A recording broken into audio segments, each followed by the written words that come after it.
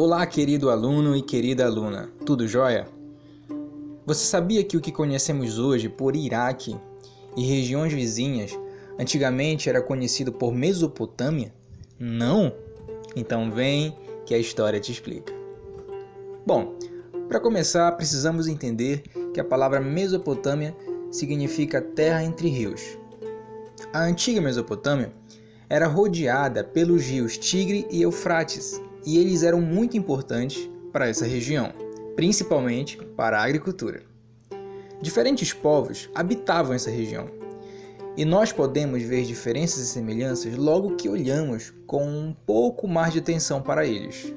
Por isso, vamos começar entendendo sobre a sociedade. Mas afinal de contas, como se organizava a sociedade mesopotâmica? Bom, galera, a sociedade mesopotâmica era dividida em castas, ou seja, não era possível ter mobilidade social. Sendo assim, o soberano era o chefe político, militar e religioso e estava no topo da pirâmide social, visto como o poderoso chefão da época. No meio da pirâmide se encontravam os sacerdotes, aristocratas e militares, e na base dela, mais abaixo ainda, encontravam-se os camponeses e os escravos, sendo eles os grupos que sustentavam as demais castas. Os povos sumérios, babilônios, hititas, assírios, caldeus faziam parte da organização da sociedade mesopotâmica. Entre eles, existiam muitas diferenças. Os assírios, por exemplo, eram guerreiros, portanto, mais militarizados. Os sumérios focavam mais na agricultura, mas, apesar delas, é possível estabelecer semelhança entre eles. O rei era a figura mais elevada e detinha o poder político, religioso e militar. Ele não era considerado um deus, mas era considerado o representante dele. Você sabia que a escrita cuneiforme foi criada pelos sumérios? Nós hoje chamamos de escrita mesopotâmica porque essa escrita passou a ser utilizada também pelos povos acádios, amoritas, assírios e caldeus. E galera, você sabia que o próprio domínio da escrita era uma forma de poder perante aqueles que não o possuíam? Vamos saber agora um pouco sobre a vida política? O primeiro que precisamos saber dos aspectos políticos das sociedades mesopotâmicas é lembrar que o rei exercia funções políticas e militares, sendo também uma liderança religiosa, representante dos deuses e tendo o poder de fazer valer as vontades e desejos divinos na terra.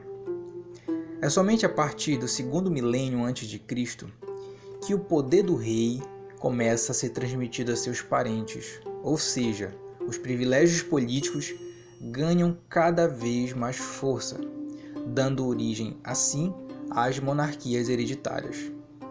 Por conta disso, tanto os reis como os funcionários do governo também passaram a dominar boa parte das atividades econômicas, controlando assim cada vez mais espaços de poder. A partir de estudos de especialistas sobre a história da Mesopotâmia, acredita-se que os primeiros líderes políticos das cidades desse período eram escolhidos por uma assembleia de cidadãos, devido à população que as habitavam ser pequena, onde cada família oferecia todos os seus membros à disposição para exercer as exaustivas tarefas nas obras de irrigação. Assim, devido aos poucos reis serem associados à elite religiosa, surgiu os estados teocráticos, onde o poder divino, as divindades, eram considerados o verdadeiro chefe de estado. Você conhece os rios Tigre e Eufrates? Não? Eles são os principais rios da Mesopotâmia. Eles eram essenciais para a economia. A economia da Mesopotâmia se baseava na agricultura, galera, pois naquela região tinha a presença de muita terra fértil, fator essencial para a agricultura. Destaca-se também a grande importância dos rios Tigres e Eufrates pois eram através deles que era realizado a irrigação das plantações logo após o escoamento de mercadorias para outros lugares. Essa comercialização era feita pelo sistema de trocas, ou seja, trocava-se uma mercadoria em outra, pois nesse período não existia ainda a negociação através de dinheiro, como conhecemos hoje. Um dos principais produtos que servia de troca era a cevada. Logo mais foi alterada por metais. Por conta desses fatores, a Mesopotâmia havia se tornado um dos principais centros de comércio do Oriente. Todas as civilizações tiveram suas crenças. Com o povo mesopotâmico não foi diferente. Eles acreditavam em vários deuses, e isso era algo muito importante. Por isso, vamos aprender um pouco mais sobre a religião e a cultura dos povos mesopotâmicos. Mas afinal de contas, como era a religião dos povos da Mesopotâmia?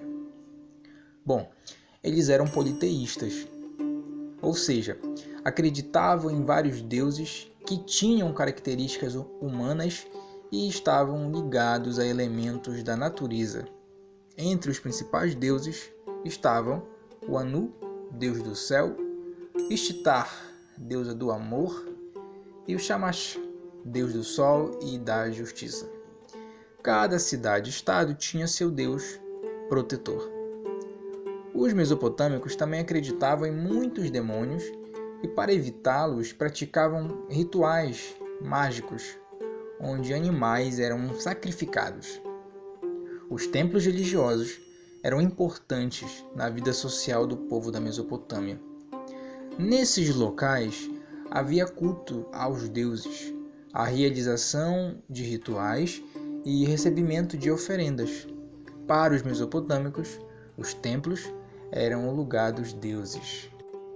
Olhe ao seu redor, você já parou para pensar que se existe alguma herança, alguma ideia, alguma invenção lá dos povos mesopotâmicos presente na nossa realidade?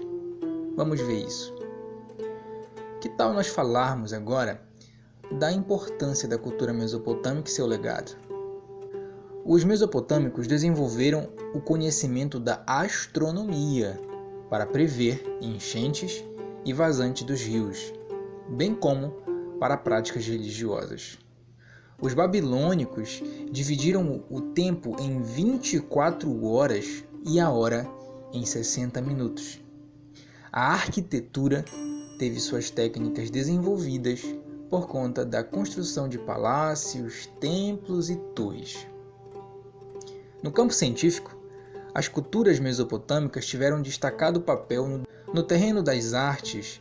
A escultura mesopotâmica era bastante simples, contando com imagens sem expressão e uma representação minimalista dos corpos. Na pintura, os temas cotidianos, religiosos e militares tinham grande destaque. A cerâmica também tinha grande destaque na criação de utensílios e no registro de documentos escritos.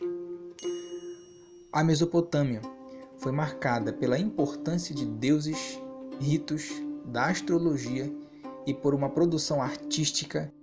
Então é isso, gente. Eu espero que esse material possa ter contribuído na sua formação e no aprofundamento dos seus conhecimentos a respeito dos povos mesopotâmicos. Até o próximo vídeo. Um grande abraço.